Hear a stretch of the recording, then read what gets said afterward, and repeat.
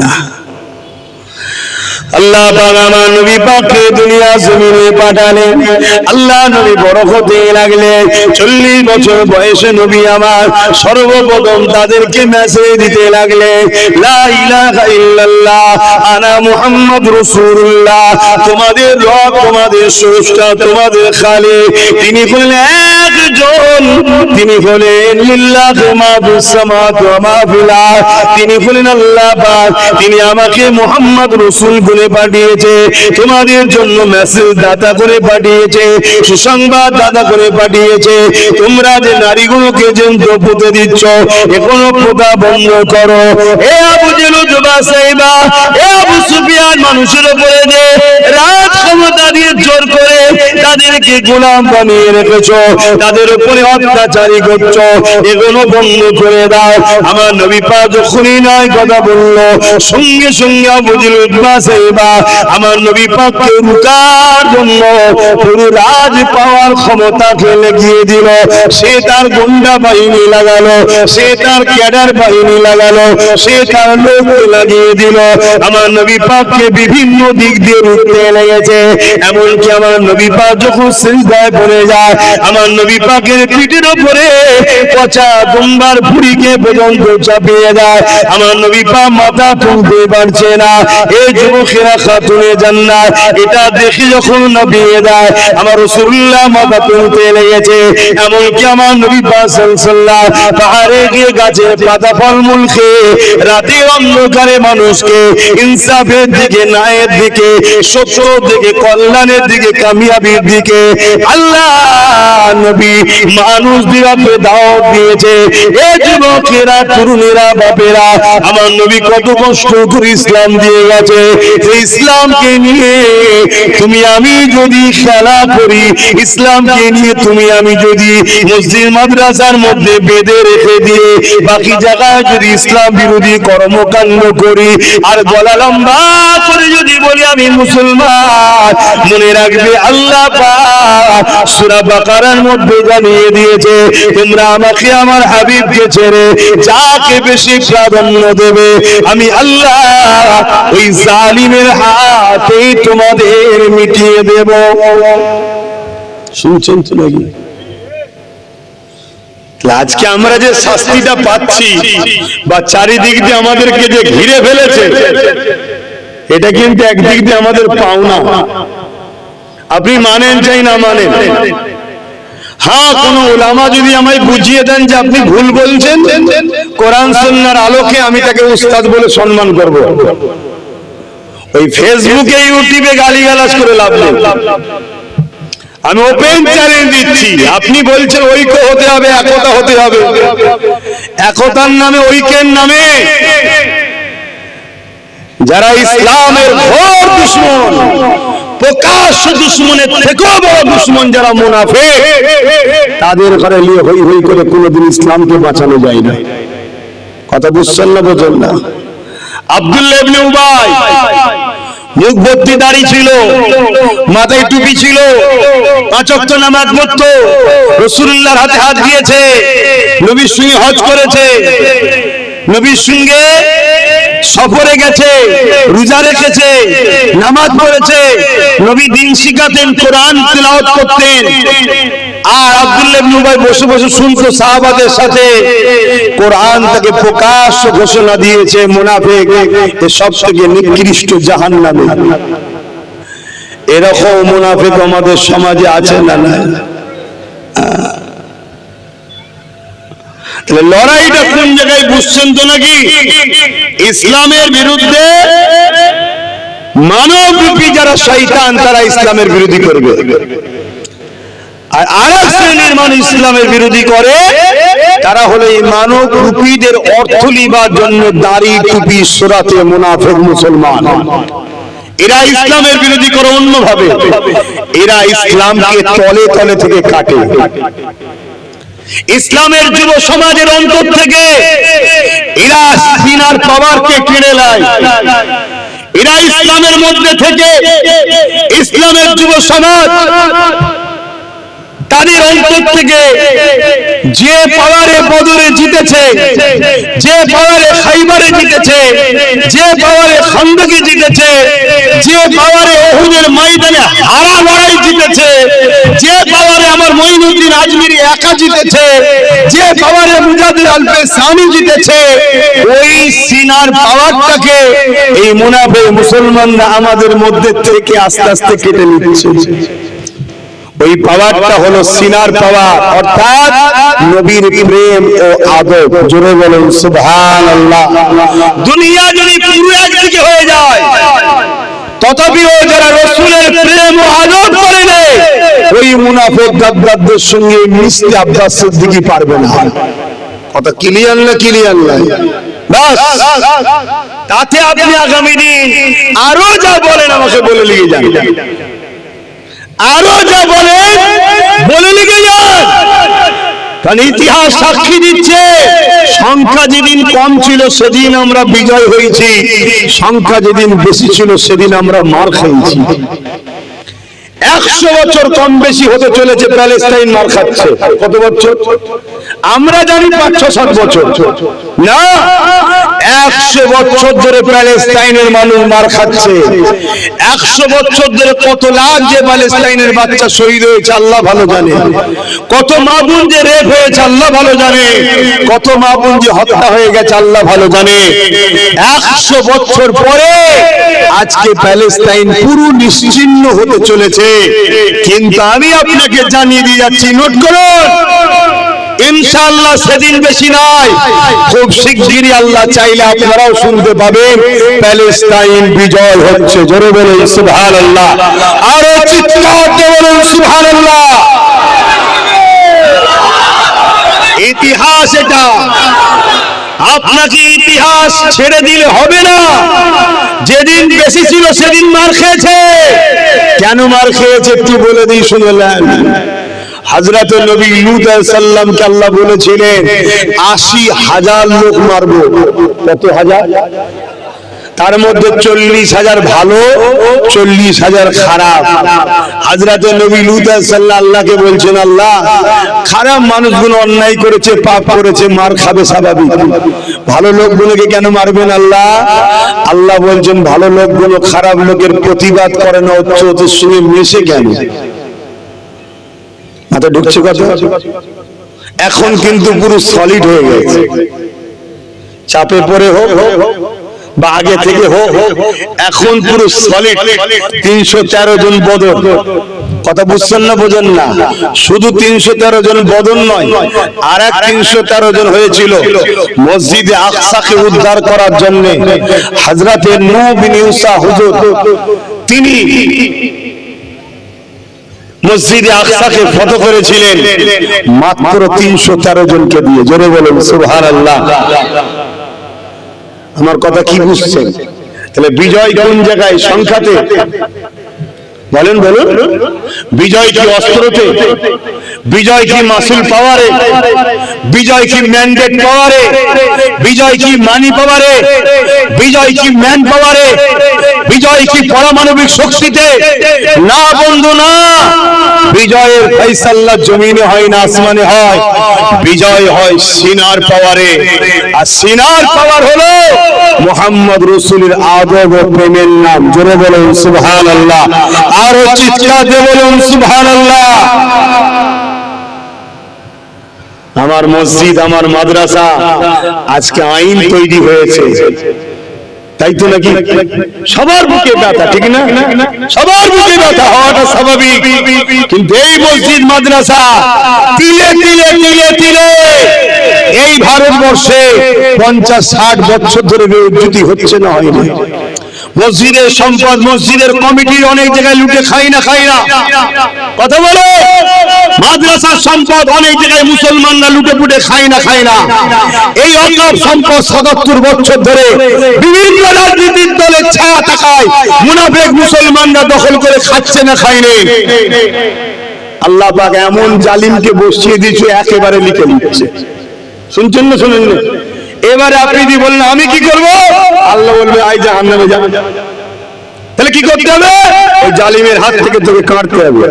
ও আল্লাহ, এ তো অনেক বড় শক্ত কাজ, যখন নরম ছিল তখন করিসনি কেন?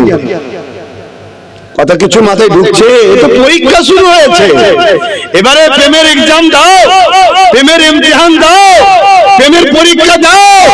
এই পরীক্ষায় তোমার জীবন লাগলে জীবন, মাল লাগলে মাল, রক্ত লাগলে রক্ত, যা লাগলে দিতে হবে। পারছি না বললে তো হবে না। কেন? যখন সময় ছিল তুই গাফলতি করেছিস, যখন সময় ছিল টিপে ধরলি হয়তো পেয়ে যেতিস, তখন তুই গাফলতি করেছিলিস।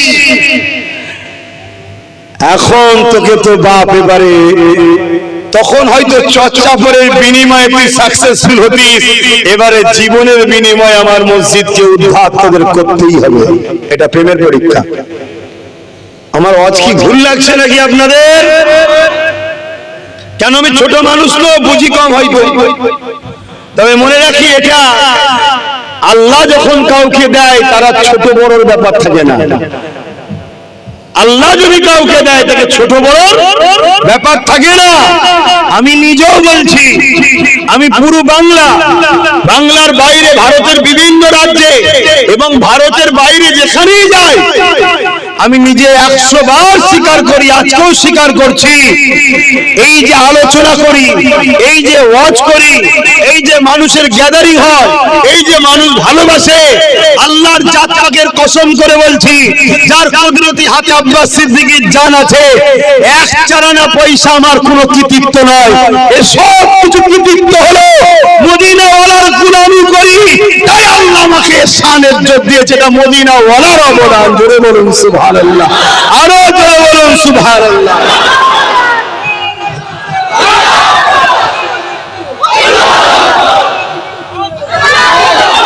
কথা বললে তো খারাপ হয়ে যাব, আমি কথা বললে তো খারাপ হয়ে যাব। আপনি যাচ্ছেন মাদ্রাসা বাঁচাতে, আপনি যাচ্ছেন মাদ্রাসা বাঁচাতে, আর আপনি জানেন এই সমাজের প্রচুর মাদ্রাসা আছে, যে মাদ্রাসা কোনো ওয়াশিংটন থেকে সিলেবাস আসছে, ইসলাম বিদ্বেষীদের টাকায় তৈরি হচ্ছে, আর ওই মাদ্রাসায় শিক্ষা দেওয়া হয় মুহাম্মদ রাসূল মরে গেছে, তিনি আমাদের মতো মানুষ ছিল, আর আপনি যাচ্ছেন মাদ্রাসা বাঁচাতে।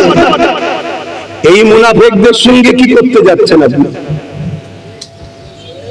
আমার কথা খারাপ লাগছে? আজকে আমাকে দালাল বলা হচ্ছে, গাল দিতে। কিয়ামত একদিন হবে, বিচার একদিন হবে, সেদিন আব্বাস সিদ্দিকীকে ময়দানে মাশরে দাঁড়াতে হবে। হে মুনাফিক মুসলমান যারা দাবিদার করে মুনাফিকি, তোমাদেরকেও দাঁড়াতে হবে, সেদিন তো বোঝাপড়া হবে।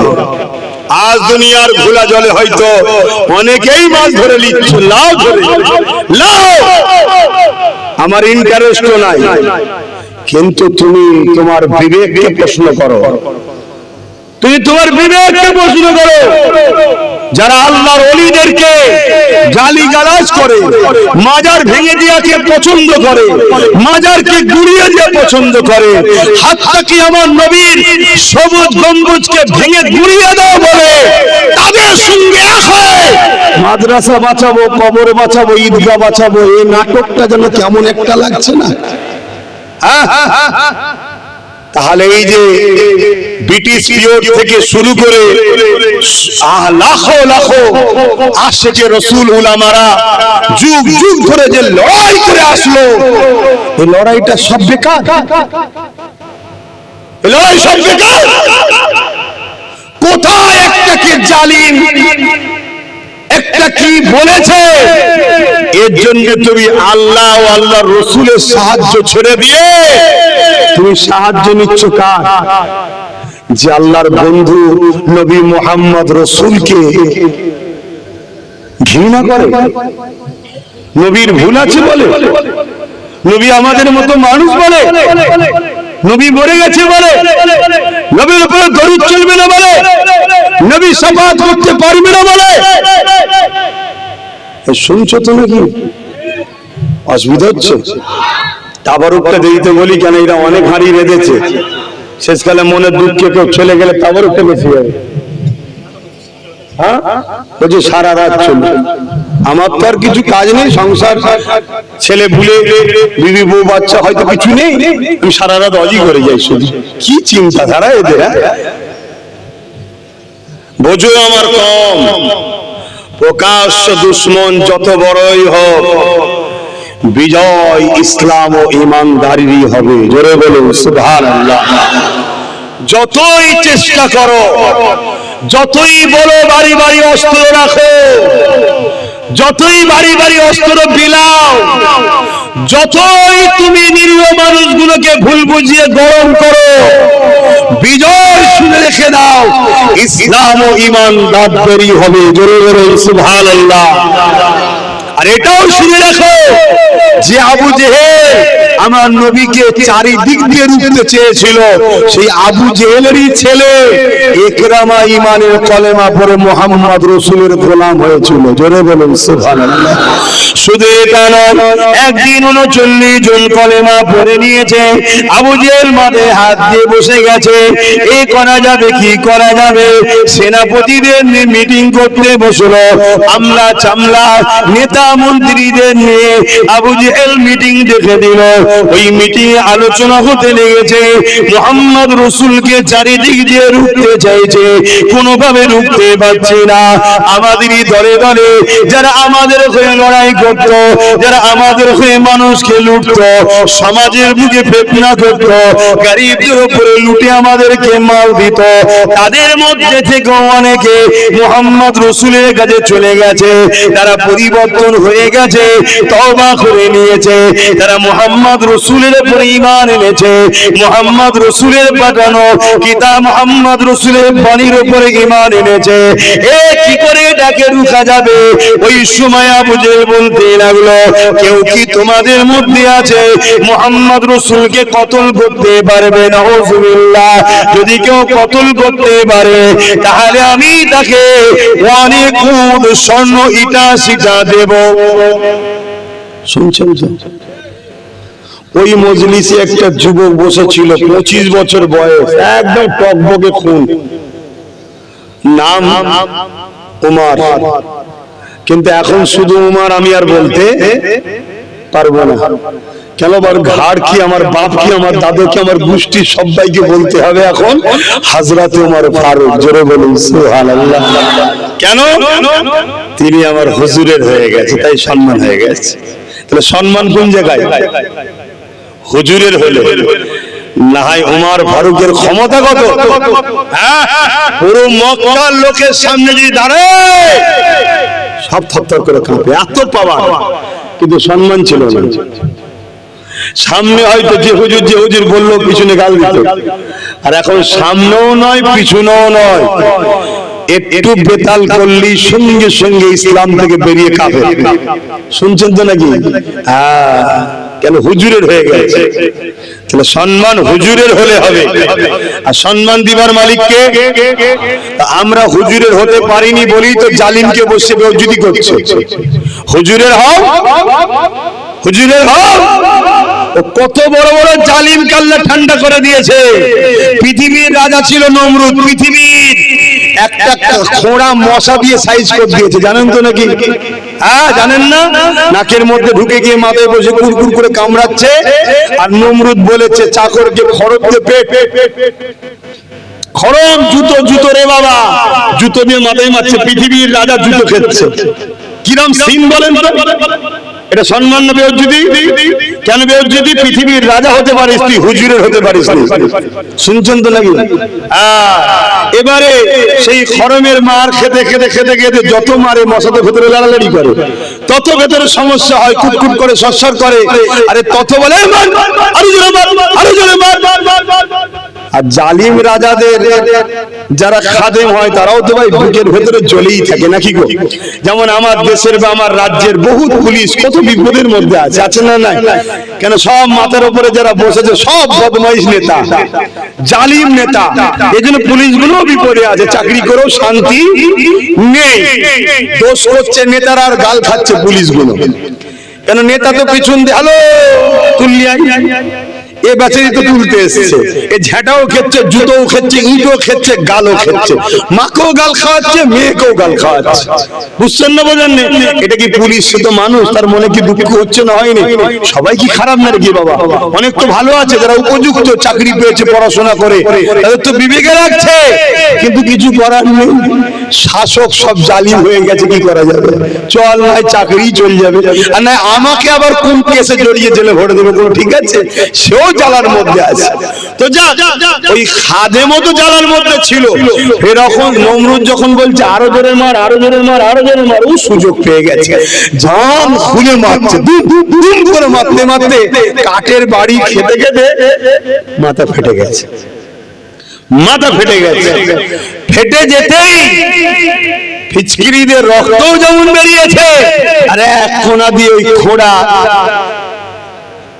আল্লাহ সৈন্য চলে গেছে। পৃথিবীর রাজা শেষ।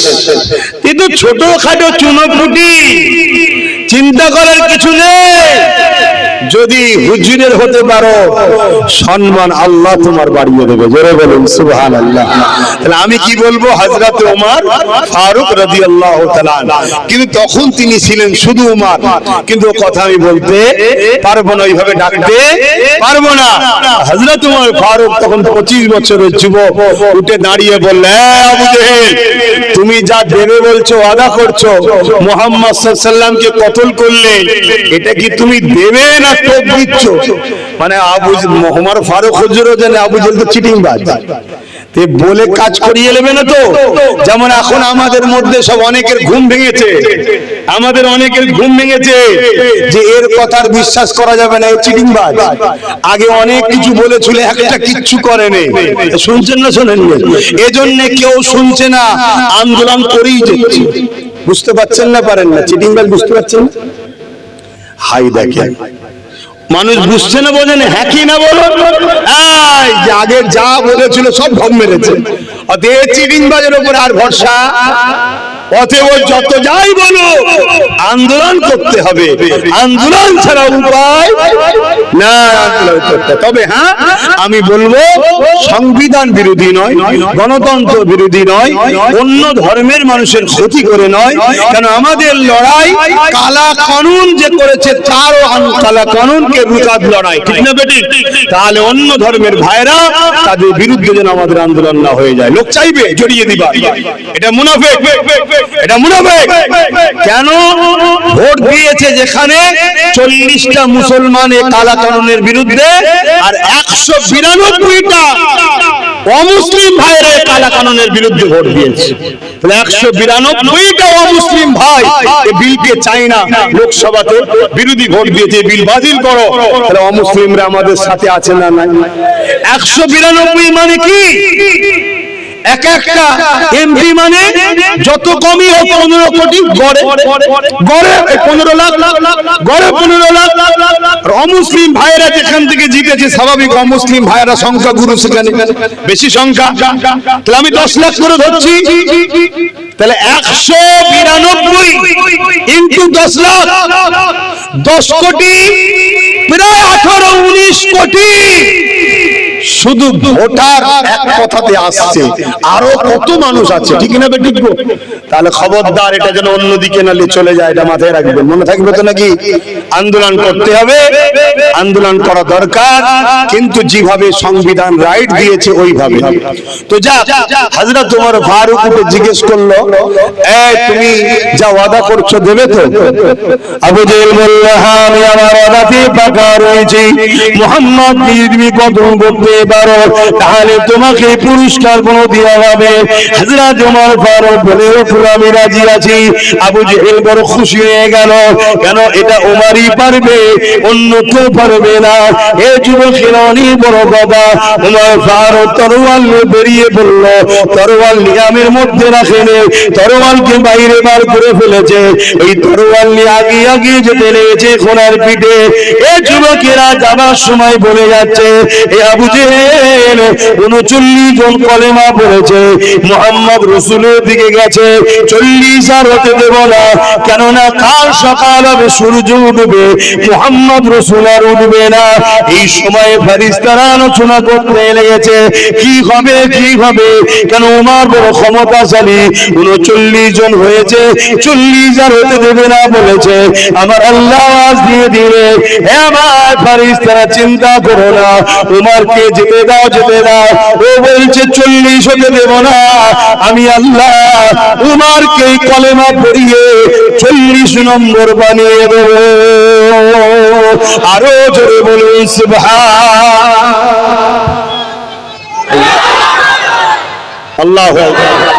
যিনি নিয়ত করেছে 40 হতে দেব না, তিনাকে 40 নম্বর বানিয়েছে, তিনি হলেন আল্লাহ।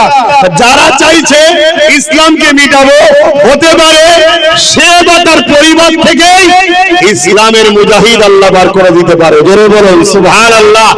ইতিহাসে এরকম প্রমাণ আছে না নাই? চেঙ্গিস খান কন্টাক্ট নিয়েছিল ইসলামকে মুছে দেব, বাগদাদের জমিনে হামলা করেছিল, বাগদাদের মাদ্রাসাগুলো আগুন ধরিয়ে দিয়েছিল, লাইব্রেরি গুলোতে আগুন ধরিয়ে দিয়ে কিতাবগুলো পুড়িয়ে দিয়েছিল। কিন্তু এই চেঙ্গিস খানের বংশেরই একটা আওলাদকে আল্লাহ ইসলামের আলো দিল, পৃথিবীর জুড়ে আবার তার মেসেজ ইসলাম ছুটতে লাগলো। জোরে বলুন সুবহানাল্লাহ। আর প্রমাণ লেভেলে আমার ভারতবর্ষে সর্বপ্রথম যে ব্যক্তিটা বাবরি মসজিদে আঘাত করেছিল, সেই ব্যক্তিটাকে আল্লাহ ইসলামের আলোয় আলোকিত করলো, 100টা মসজিদ বানিয়ে দিল। জোরে বলুন সুবহানাল্লাহ। পরবর্তীতে সে বলছে যে আমরা খুব অন্ধকারের মধ্যে ছিলাম, আমাদেরকে উস্কানো হয়েছিল মুসলমান বিরুদ্ধে, আমাদেরকে বলা হয়েছিল মসজিদে আমাদের অমুসলিমদের বিরুদ্ধে ট্রেনিং দেওয়া হয়, আমাদেরকে বলা হয়েছিল মুসলমানদের মেন্টালিটি হলো অমুসলিমদেরকে শেষ করে দেবে। কিন্তু আমি পরবর্তীতে যখন আমি বাবরিতে প্রথম আঘাত করলাম, আমার মধ্যে একটা কেমন যেন কষ্ট, কোন জায়গায় শান্তি পাচ্ছি না। আমি তখন ইসলাম সম্বন্ধে রিসার্চ করতে শুরু করলাম, জানতে শুরু করলাম। আমার মনের মধ্যে ভাব আসলো, হ্যাঁ ওই আঘাতের পর থেকেই আমার এটা হয়েছে। আস্তে আস্তে প্রফেট মুহাম্মদ রাসূলের জীবনী দেখলাম, জীবনী দেখতে দেখতে তখন আমার চোখ যে পানি বেরিয়ে গেল। হাই রে, এই মানুষটাকে আমি খারাপ বলি, হাই রে ইনাকে আমি গালি দিই, হাই রে ইনার বিরোধী আমি করি, ইনার মতো তো মানুষই হতে পারে না। আজ আমার আল্লাহ আমার উপরে ইহসান করেছে, আমি ইসলামের আলোয় আলোকিত হয়েছি। জোরে বলুন সুবহানাল্লাহ। আরো চিৎকার দিয়ে বলুন সুবহানাল্লাহ। তাই যেমন করে আমাদের মধ্যে একটা অশান্তি লাগিয়ে দিবার চেষ্টা করছে, কারণ কি? যাতে করে আমরা একে অপরে না বন্ধুত্ব করি, না মিশি, না উঠা বসা করতে পারি, ইসলামের আলো চতুর্দিকে না ছড়িয়ে যায়। কথা কিছু মাথায় ঢুকছে তো নাকি? এভাবে যুগে যুগে যুগে ইসলামের বিরুদ্ধে নানা ষড়যন্ত্র হয়ে যায়। তবে মনে রাখবেন, প্রকাশ্য দুশমন যত শক্তিশালী হোক না কেন, তাদের বিরুদ্ধে বিজয় পাওয়াটা বড় সহজ। কিন্তু ছদ্মবেশী মুনাফিক যদি ভেতরে ঢুকে থাকে, তাহলে বড় ক্ষতি হয়ে যাবে। যেমন ক্ষতিটা উহুদের ময়দানে হয়েছিল।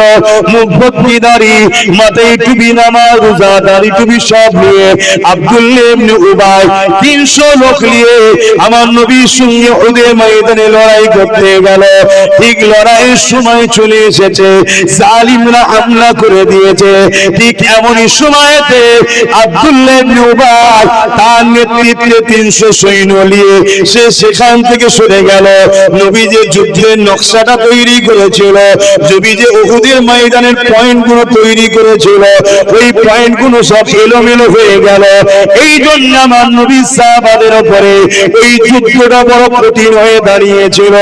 এই যুবকেরা তাই নবী পাক জানিয়ে দিলে, কেউ যদি লড়াইয়ের ময়দানে না যায়, আল্লাহ তাকে কিয়ামতের দিনে ধরবে, আর তওবা যদি করে মাফও করে দেবে। কিন্তু কেউ যদি হকের জন্য লড়াইয়ের ময়দানে গিয়ে ওই ময়দান থেকে যদি ফিরে চলে আসে, আমার আল্লাহ পাক তার তওবা কবুল করবে না।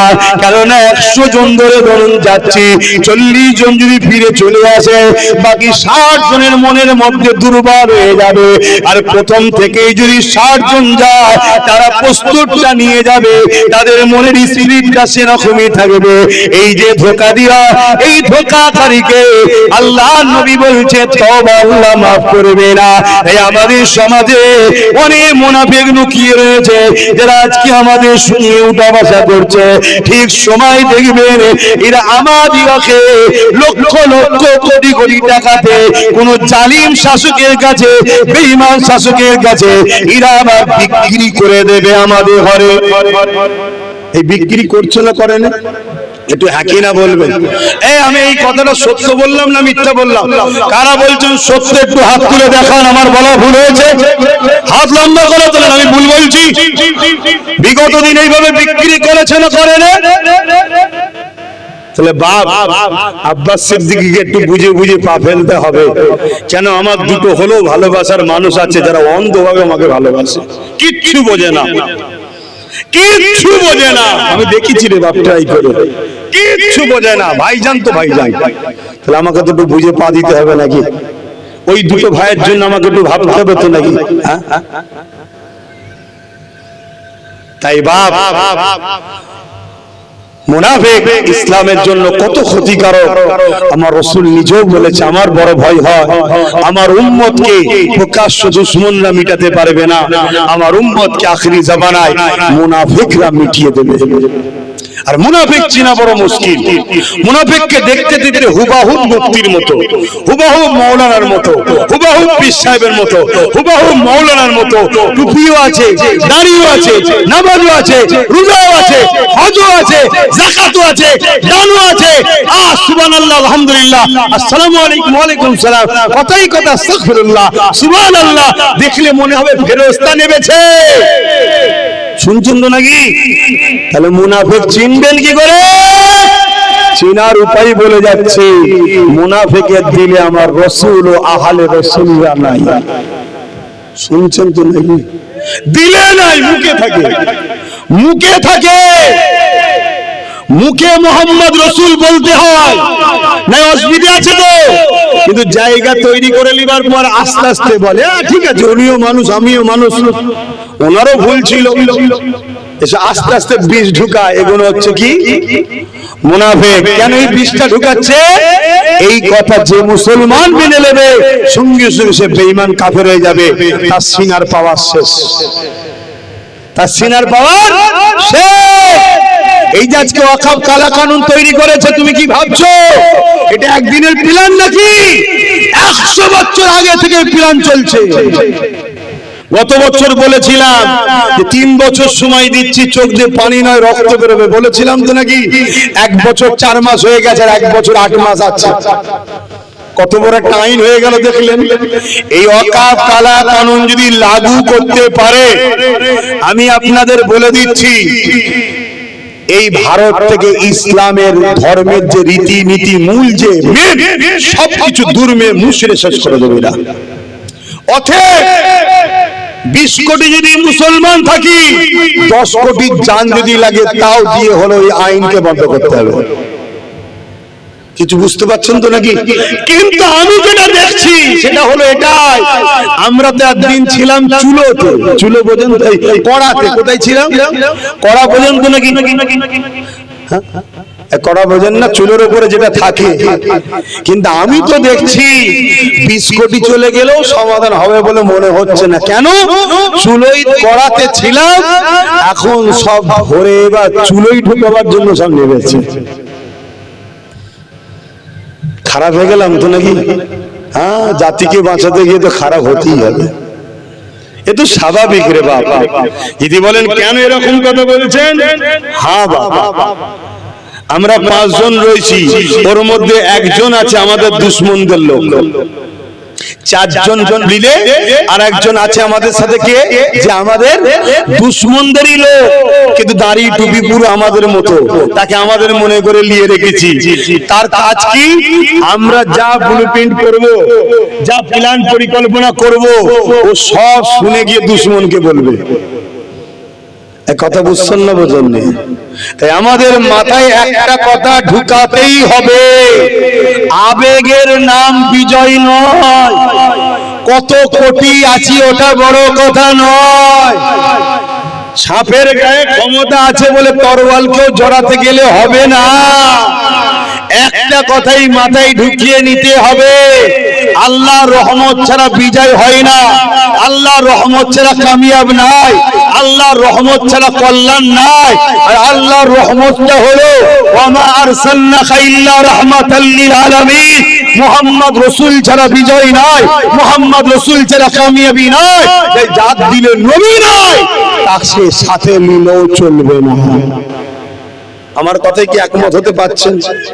সে আপনার সঙ্গে আমার জুজিয়াত মশলা ঝগড়া থাকতে পারে, মসজিদের ভেতরে আজান দেবো না বাইরে দেবো, খাবার আগে নুন খাবো না খাওয়ার পরে খাবো, পানি আগে খাবো না পরে খাবো, দস্তখান বিচে কি বলে ওই খাবার পরে মিষ্টি খাবো কি খাবো না, সূরা ফাতিহা খাবার আগে ফাতিহা শরীফ করবো, খাবার সামনে নিয়ে না হাঁড়িতে থাকবে এখানে ফাতিহা করে নেবো। এসব জুজিয়াত মশলা তোমার সঙ্গে আমার থাকতেই পারে, এটা ফ্যাক্ট নয়। জুজিয়াত মশলা ঝগড়াটা ফ্যাক্ট নয়। কথা মাথায় ঢুকছে তো নাকি? যারা আকাবারে দেওবন্দি, যারা আকাবারে বেরেলি, যারা আকাবারে ফুরফুরা, কথা বুঝে আসছে, বা কারামত আলী জনপুরি, এই তো কটা সিলসিলা, বড় সিলসিলা। কথা বুঝছেন তো নাকি? ইনাদের সঙ্গে আমাদের মশলা কিন্তু জুজিয়াত ঝগড়া, আকীদাগত ঝগড়া নেই, জুজিয়াত ঝগড়া। আর জুজিয়াত বিষয়টা এমন কিছু ফ্যাক্ট নয়, ওটা কোনো ফ্যাক্টই নয়। কথা বুঝে আসছে তো নাকি? কে নাভির নিচে হাত বাঁধে, কে উপরে হাত বাঁধে, এটা কোনো ফ্যাক্ট নয়। কেউ আমি নাচতে বলে, কেউ জোরে বলে, এটা কোনো ঝগড়া নয়। তোমার ইমাম যেটা বলে তুমি করছো, আমার ইমাম যেটা বলে আমি করছি।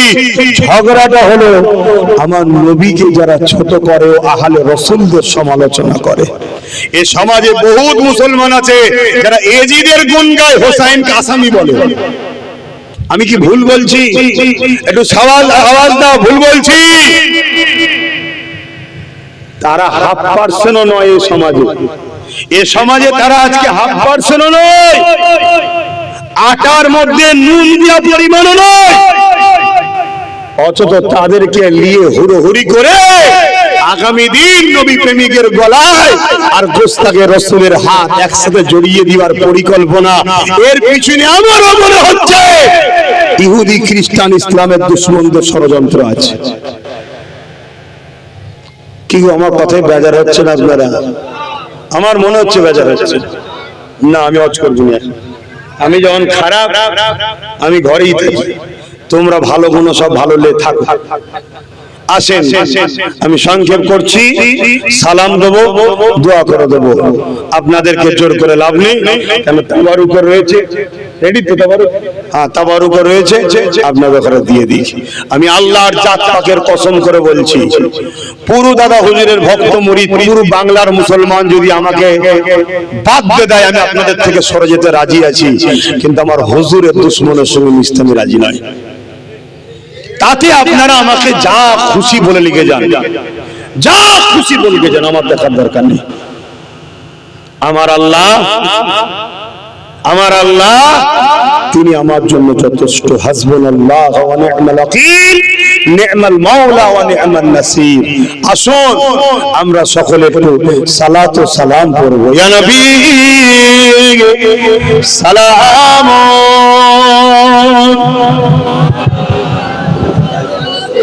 তোরে মাই ভালো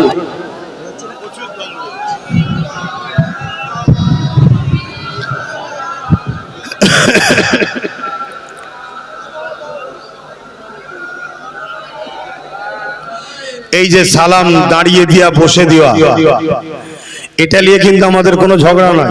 খুব মাথায় ঢুকাবে, যদি কেউ বসে দেয় কখনো আমরা তাদেরকে কি ছোট বড় কিছু বলেছি? এক কথা বলো।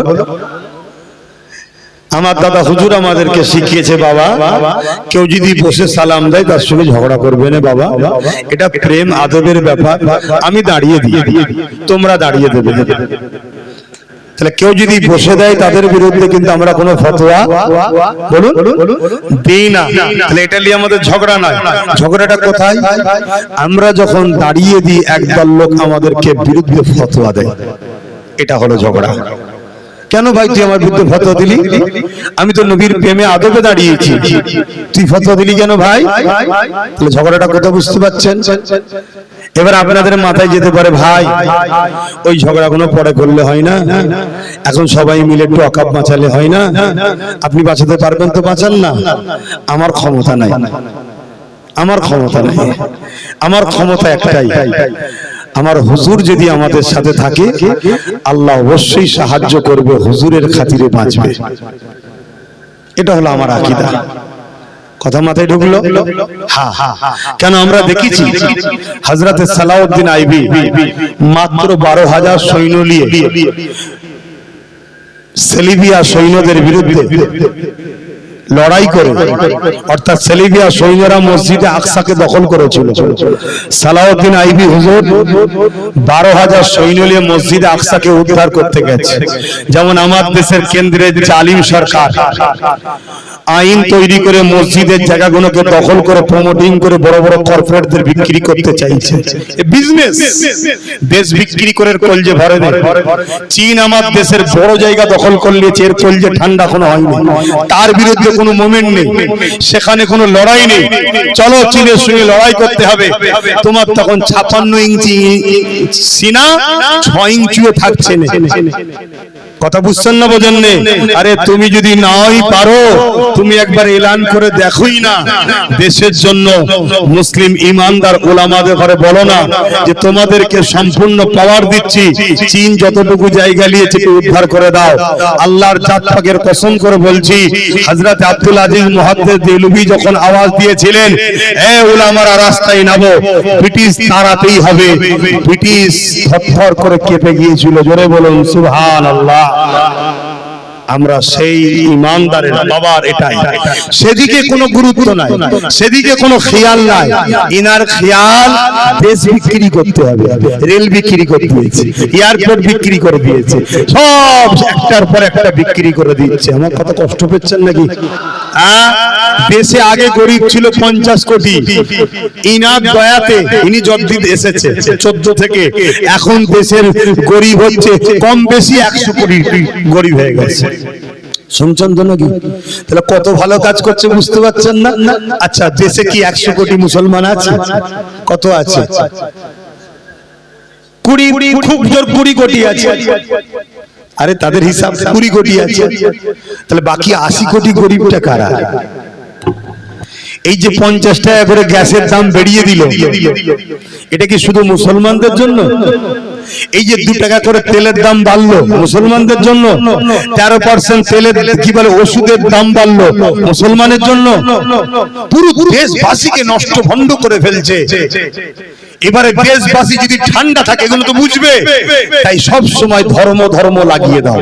এরা মারপিট করুক, এরা নিজেরা মারপিট করুক, আর আমি ওই সুযোগে দেশটাকে পুরো বিক্রি করে দিয়ে আস্তে আস্তে পালাই। এমনি তো বলেছে मैं फकीर आदमी हो झूला लेके भाग जाएंगे, বলা অভ্যাসই আছে। আমার তোমার কি হবে? কথা শুনছেন না শুনেন না? তো সেই জায়গাতে বাপ ভাইরা এভাবে তখন তারা আজকে এই কি বলে ওয়াকাফ বিলের বিরুদ্ধে আজকে হাত তুলেছে, তাই তো নাকি? মূল লক্ষ্য কি? ভালো ভালো প্রপার্টি গুলোকে বড় বড় কোম্পানির হাতে বিক্রি করে দেবো, দিয়ে ওটাও বিক্রি করে টাকালে চলে যাবে। হয়তো আমার অন্য ধর্মের ভাইরা ভাবতে পারে যে আমাদেরটা লিখছে না। আপনারা জানেন কি জানি না, আপনারাও শুনে রাখেন, বলবেন। দুঃখ তো আমার এই জায়গায়, আন্দোলন তো অনেক হচ্ছে, এইসব কথাগুলো কেউ বলছে না। 2023-এ আদিবাসী ভাইদের জল জঙ্গলের সম্পদ বিক্রি হয়ে যাচ্ছে। এই সরকারি আইন পাস করে আদিবাসীদের জায়গা নিয়েছে 2023-এ। শুনে রেখে দাও, জল জঙ্গলকে কেটে পুরো পরিষ্কার করে জীব জন্তু গাছপালা কেটে অক্সিজেনের সমস্যা হবে আগামী দিন। অক্সিজেন পাবেন কোথা? এই তো হায়দ্রাবাদে 400 একর জমি, মানে 1200 বিঘে গাছ কেটে জীব জন্তু কেটে সেখানে বড় বড় কোম্পানির হাতে জায়গা চলে যাচ্ছে। তাহলে 2025-এ মুসলমানদের ওয়াকাফ এরপরে আসছে শিখ ভাইদের নেবে, তাদেরও আমাদের মতো সম্পদ আছে। খ্রিস্টানদের নেবে, তাদেরও আছে। শুনে রেখে দেন, সব থেকে বেশি যে সম্পদটা আছে হিন্দু ভাইদের দেওবত্ত সম্পদ। ইসলামী ভাষায় ওয়াকাফ, সংস্কৃতি ভাষায় হিন্দু ভাইদের দেওবত্ত সম্পদ। ওটা তাদের সম্পদ, তাদের ধর্মের মানুষেরা দিয়ে গেছে। ওয়াকাফ আমার ধর্মের মানুষেরা দিয়ে গেছে। তো সব ভাইয়ের যখন ঝাড়া হয়ে যাবে, আমার হিন্দু ভাই আপনাদের টেলিভি কেন সরকার কিচ্ছু বোঝে না, একটা জিনিসই বোঝে, পুঁজিপতিদেরকে খুশি করো, তাদের আমি গুরু হয়ে থাকি। কথা মাথায় ঢুকছে তো নাকি? যদি এ সরকার গরিবদের কথাই বুঝতো, তাহলে ডোনাল্ড ট্রাম্প যখন আহমেদাবাদ স্টেডিয়াম উদ্বোধন করতে এসেছিল, রাস্তার দুদিকে চট দিয়ে ঘিরে দিয়েছিল। কেন? রাস্তার দুদিকে অমুসলিম গরিবদের সব বস্তি ছিল। ডোনাল্ড ট্রাম্প যেন দেখতে না পেয়ে যায়, ঘৃণা লাগছে, ঘৃণা। অতএব বুঝুন আমার বন্ধু, আমার দেশবাসী সাথী ভাইয়েরা, বুঝুন, জানুন, জানতে হবে। আবেগে হই হই করলে হবে না। 50-60 হাজার টাকা করে দিয়ে দিয়েছে, শুধু খাচ্ছে দাচ্ছে না, নাচছেন।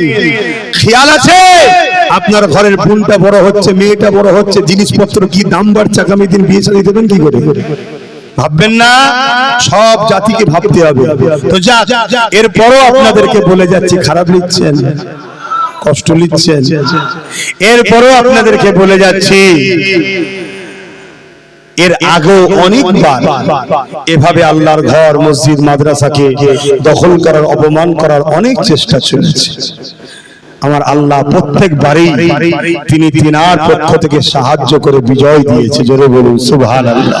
কিন্তু আমি আবার বলে যাচ্ছি, ইমাম গাজ্জালি হুজুরকে মানেন আপনারা? নাম শুনেছেন? কারা কারা শুনেছেন একটু হাত তুলে দেখাবেন। ইমাম গাজ্জালি, সবাই তো কম বেশি হাত তুলছে। যাক, অত বড় আলেম, অত বড় ওলি, অত বড় ইমাম, অত বড় আল্লাহর প্রেমিক পৃথিবীতে আছে কি সন্দেহ আছে আজকের দিনে? একবার মুসা নবীর সঙ্গে দেখা করতে এসেছিলেন, তিনার সময় আবার দুনিয়া এসেছেন, আবার আমার নবীর উম্মত হয়ে। কথা বুঝতে পারছেন কত বড় পাওয়ারফুল? তিনার দুটো কথা বলবো সালাম দিয়ে বসার পরে, একটু মাথায় রাখবেন, তারপর বুঝবেন যে আপনার সিদ্দিকী ঠিক বলছে। ইয়া নবী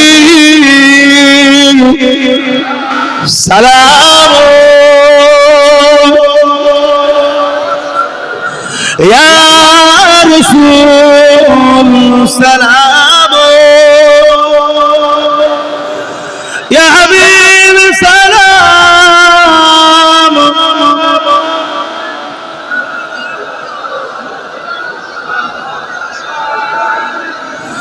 কঠিন হাসরের দিনে কি আছে মোদের কপালে, গুনাহগার উম্মাত আপনার লইবেন সঙ্গে মাশরে।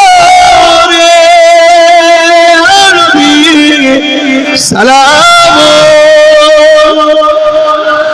ইয়া রাসূল সালাম।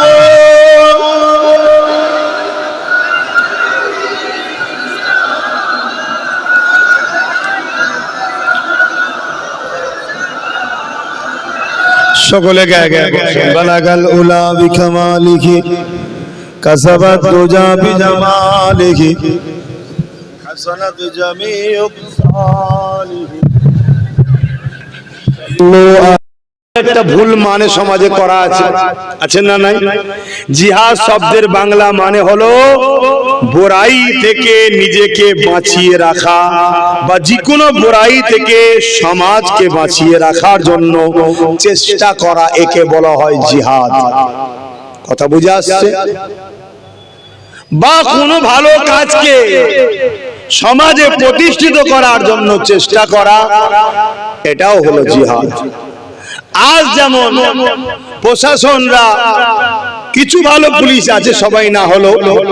সমাজকে দুর্নীতির হাত থেকে, চোরেদের হাত থেকে, সাম্প্রদায়িক দাঙ্গা যারা লাগাতে চাইছে তাদের হাত থেকে সমাজকে বাঁচাবার জন্য যেসব প্রশাসনরা চেষ্টা করছে, এই যে চেষ্টা করছে এটাকে আরবিতে বলা হয় জিহাদ। কথা মাথায় ঢুকলো ভাই? কিন্তু সমাজের মিডিয়া প্রচার করেছে জিহাদ মানে মুসলমানরা মুসলিমদের ঘরে মারা। মানে কিভাবে এরা গেজা খায় আর কোথা থেকে পায় এরাই ভালো জানে। বুঝছেন তো নাকি? অসুবিধা হচ্ছে? তাহলে নম্বর 1 ইসলামের দুশমন চিনতে পারলাম, জালিম অত্যাচারী শাসক। আজকের দিনও পৃথিবী জুড়ে যারা জালিম অত্যাচারী শাসক আছে তারা ইসলামের বিরোধী করছে। যেমন আমার দেশে জালিম অত্যাচারী শাসক ইসলামের বিরোধী করছে। কেন বিরোধী করছে?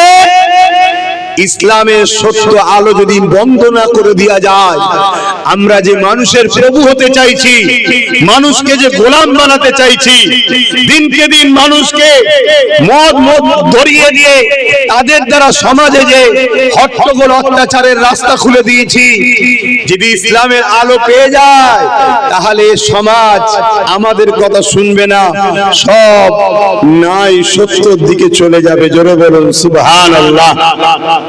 আপনি মিডিয়া খুলুন, মিডিয়া খুলে দেখুন। গত দুদিন আগে দেখছিলাম এই ভারতবর্ষেরই কেন্দ্রে যে সরকার আছে সেই সরকারেরই একটা দলের কার্যকর্তা চেয়ারে বসে আছে। একজন কার্যকর্তা এসে তাকে বলছে, তুই ছোট লোক এখানে বসেছিস কেন? তুই নিচু জাত এখানে বসেছিস কেন? যা পিছনে যা, পিছনে যা, পিছনে যা। কি বুঝছেন? এই যে জাতের ভেদাভেদ, এই জাতের ভেদাভেদকে ভেঙে দিয়ে মানুষ মানুষের পাশে থাকবে, এই শিক্ষা দিয়েছে ইসলাম। জোরে বলুন সুবহানাল্লাহ। তাহলে একই দলের দুজন কার্যকর্তা একজন আরেকজনকে অপমান করছে। কেন? সে নিচু জাত। আর আমি আপনাদের বলছি, আপনাদের প্রতিবেশী যারা এসটি এসসি আছে তাদের সঙ্গে বন্ধুত্ব করুন, তাদেরকে বুঝান, ভাই তোমার ধর্ম তোমার কাছে, আমার ধর্ম আমার কাছে। আমি ধর্ম নিয়ে তোমার সঙ্গে আলোচনা করতে আসিনি, আর তোমার আমার কাছে ধর্ম নিয়ে আলোচনা করতে আসবে না। তোমার ধর্মগুরু তোমার থাক, আমার ধর্মগুরু আমার থাক। একজন দেশের নাগরিক হিসাবে তোমায় বুঝাচ্ছি, যতদিন ভারতে মুসলমান থাকবে ততদিন তোদেরকে সম্মান করবে, ভালোবাসবে, পাশে ডাকবে। যেদিন মুসলমান থাকবে না তোদেরকে অসুধ বলে তাড়া করবে, তোদেরকেও পিটবে। কিছু বুঝছেন না, বোঝেন না? তাহলে এইভাবে একমত হওয়া দরকার আছে না নাই? এটা কে বুঝাবে? আপনাকে বুঝাতে হবে। আপনার প্রতিবেশী এসটি এসসি যারা আছে বুঝাতে হবে না? হবে না? আমাদের কাছে এসসি এসটি বলে কিছু না, আমাদের কাছে সবাই মানুষ এক। কিন্তু একটা সিস্টেম তৈরি হয়েছে তো নাকি, সেটা বোঝাবার জন্য আপনাদের বললাম যে ভাই রে, যতদিন মুসলমান আছে আমাদের পিছনে তোদেরকে লাগাবে বলে তোদেরকে হাওয়া দিচ্ছে। মনে রাখবি, যেদিন আমাদেরকে শেষ করে দিতে পারবে সেদিন তোমাদের ঘরেও অছুত বলা হবে। অলরেডি উত্তরপ্রদেশে যেমন বলা হচ্ছে। কি বলা হচ্ছে? ঘোড়া করে বিয়ে করতে গেছে, ঘোড়া করে বিয়ে করতে গেছে, তাকে পিটিয়ে মেরে ফেলেছে। কেন? সে দলিত ঘরের ছেলে।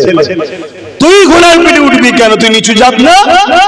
এই যে উঁচু জাত নিচু জাত বৈষম্য তৈরি করা, এটাকে গরিবের নওয়াজ ভারতবর্ষে ভেঙে দিয়েছে। জোরে বলুন সুবহানাল্লাহ। রাগটা কোথায় বুঝতে পারছেন তো নাকি?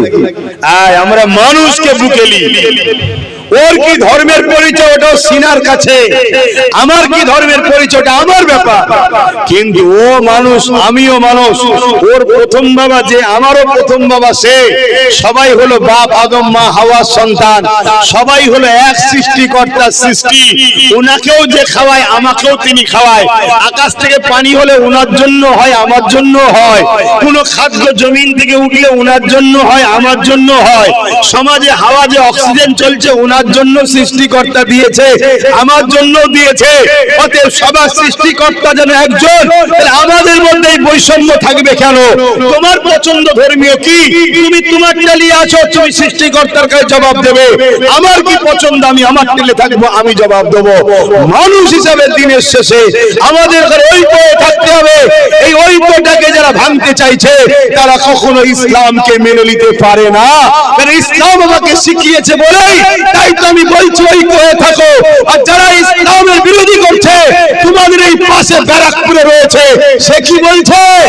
খবরদার মুসলমানদের সাথে মিশবি না, মুসলমানদের সঙ্গে মিশবি না, মুসলমানদেরকে মারতে হবে, কাটতে হবে। কেন?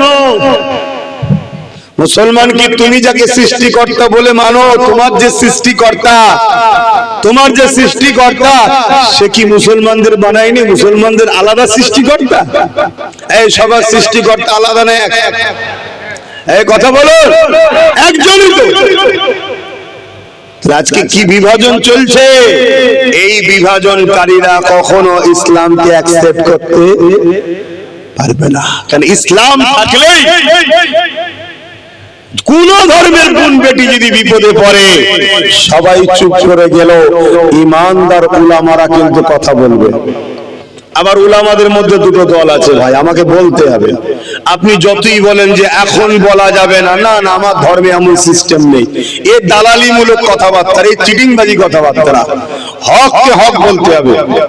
উলামাদের মধ্যে দুটো দল আছে, একটা রাসূল বলছে উলামা, একটা খায়রুল উলামা, একটা শাররুল উলামা, একটা ভালো উলামা, একটা মন্দ উলামা। ভালো উলামাকে যে কথা বলবে আল্লাহ ও রাসূলের জন্য, জোরে বলুন সুবহানাল্লাহ। মন্দ উলামাকে যে কথা বলবে দুনিয়া তাকুদি শক্তিকে খুশি করার জন্য। এক কথাতে উত্তর দিলাম, কথা বুঝে আসছে তো নাকি? বেছে নিতে হবে, না হয় আগামী দিন আরো বড় বিপদে পড়তে হবে।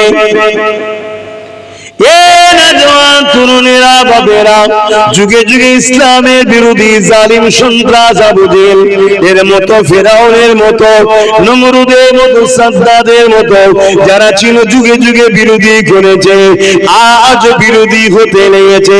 তবে মনে রাখবেন, সেদিনে যারা বিরোধী করেছিল আল্লাহ তাদেরকে মিটিয়ে দিয়েছে। ইসলামের ঝান্ডা পৃথিবীর জমিনে আজ পর পর করে উঠতে লেগেছে। শুধু এমনটা নয় যে আমেরিকা চেয়েছিল আমেরিকা থেকে ইসলামকে মুছে দেব, ওই বুশ চেয়েছিল আমেরিকাতে ইসলামকে রাখবো না। আমার আল্লাহ পাক তিনি এত ক্ষমতাবান সাইয়ুল কাদির, ওই বুশেরই কন্যাকে ইমানের কলেমা পড়িয়ে দিয়ে কোরআনের হাফেজা বানিয়ে দিয়েছে। শুধু এটা নয় যে ইউরোপ দুনিয়া ইসলামকে মিটাবার জন্য কত লাখো লাখো এতিম বাচ্চাদেরকে, কত লাখো লাখো বাচ্চাদের উপরে বোম চার্জ করে হত্যা করছে। আজও প্যালেস্টাইনে 40,000-এর উপরে নিরীহ বাচ্চাকে হত্যা করেছে। একটা 3-3.5 বছরের কন্যা সন্তানকে এমন করে প্যালেস্টাইনের জমিনে 300-র উপরে গুলি করে তাকে মেরেছে। 3-3.5 বছরের বাচ্চা তাকে গুলি করছে, কত 300-র উপরে গুলি করছে। তাহলে বলুন সেই বাচ্চার শরীরটা কোনো কিছু আছে? কেন এইটুকু বাচ্চার উপরে এত রাগ কেন? কি জন্য রাগ? না আগামী দিন কানা দাজ্জাল আসবে, পুরো পৃথিবীর লোককে সে তার গোলাম বানাবে। আর মুসলমান যদি থাকে দাজ্জালের বিরুদ্ধে তারা সংগ্রাম করবে। দাজ্জালের হাত থেকে মুসলিম মানুষগুলোকে বাঁচাবার জন্য মুসলিম উলামারা তারা যুদ্ধ পর্যন্ত করবে। জোরে বলুন সুবহানাল্লাহ। অতএব ছোট ছোট বাচ্চাদেরকে বাঁচতে দেওয়া যাবে না। তাহলে আমাদের লড়াইটা কোথায়? আমরা গরিবকে আজাদ করতে চাই, মানুষের চোখের পানি মুছতে চাই, মানুষের উপরে জুলুম হচ্ছে জালিমদের হাত থেকে মানুষকে বাঁচাতে চাই। আর দুনিয়ার এক শ্রেণীর মানুষ কি চাইছে? আমরা ক্ষমতার জোরে মানুষের প্রভু হব, গরিব মানুষগুলো আমাদের কাছে এসে মাথা নত করবে, আমরা ভিক্ষা দেব, তারা খাবে, গরিবের বেটিগুলো আমাদের ভোগের পাত্রী হবে, যা খুশি করব, কোনো বিচার হবে না। এটা এক শ্রেণীর মানুষ চাইছে।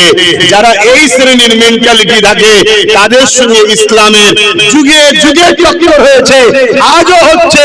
কিন্তু সোশ্যাল মিডিয়া, বড় বড় গদি মিডিয়া, তারা ইসলামকে ভুল মেসেজ মানুষের কাছে পৌঁছাচ্ছে, যাতে করে আমাদের মধ্যে ঝগড়া শুরু হয়ে যায়।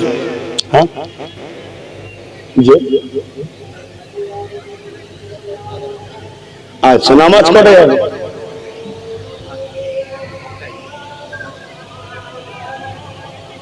কেন? তোমরা আজকে কথাবার্তা বলে নিওনি? 6:30 থেকে 8:30 পর্যন্ত থাকার কথা মসজিদে কমিটি বলুন।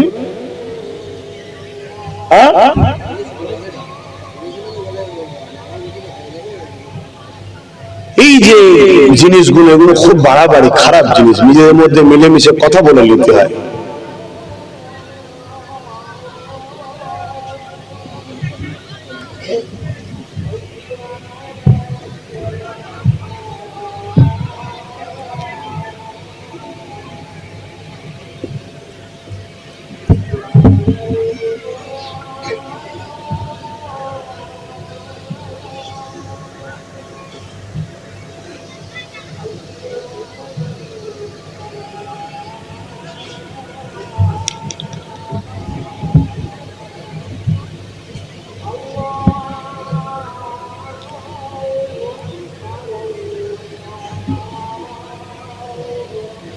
আল্লাহু আকবার।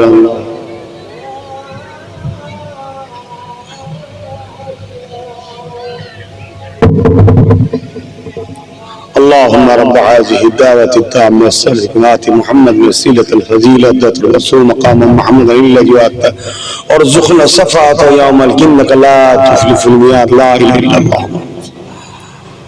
درود الشريف اللهم صل على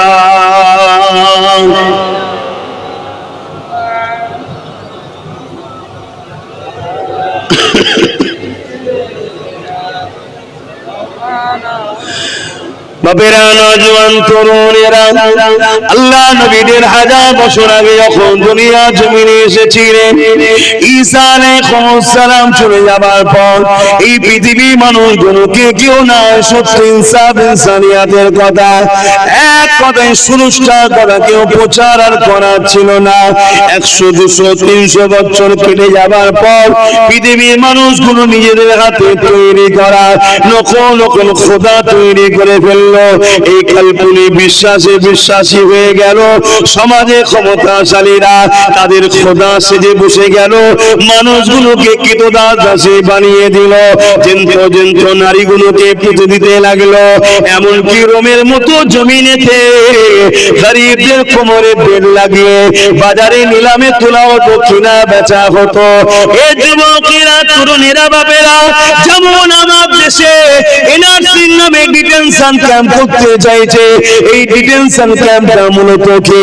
ওই ক্যাম্পে গরিবের ছেলে মেয়েদের ঘরে নিজে বন্দি করা হবে, ওখানেই তারা থাকবে, ওখানেই সংসার হবে, ওখানেই ছেলেপুলে হবে, ওখানেই সংসার জীবন করবে। পেটের জ্বালাটুকু নিবারণের জন্য খানাটুকু দেওয়া হবে এবং বড় বড় কোম্পানির কাছে ওই গরিবদের ঘরে লেবারের কাজ করতে হবে, বিনিময়ে কোনো পারিশ্রম পাবে না। শুনছেন তো? এসব জাহিলিয়াত থেকে হয়েছে, সেই জিহালাত কোন আবার চালু করতে চাইছে। এর বিরুদ্ধে সর্বোচ্চ শক্তি দিয়ে গরিবদের ঘরে বাঁচাবার নাম হলো ইসলাম। জোরে বলুন সুবহানাল্লাহ। সে যদি অন্য ধর্মের মানুষের উপরও জুলুম হয়, তথাপিও তার ধর্ম দেখুনি মানুষের উপর জুলুম হচ্ছে, তার পাশে দাঁড়িয়েও তাকে এই জুলুম থেকে উদ্ধার করার নাম হলো ইসলাম। জোরে বলুন সুবহানাল্লাহ। তাই তো আমার ওয়াজেতে অনেক মুসলিম ছেলেরা বলে, হুজুরের ছেলের পার্টির কথা বলবে।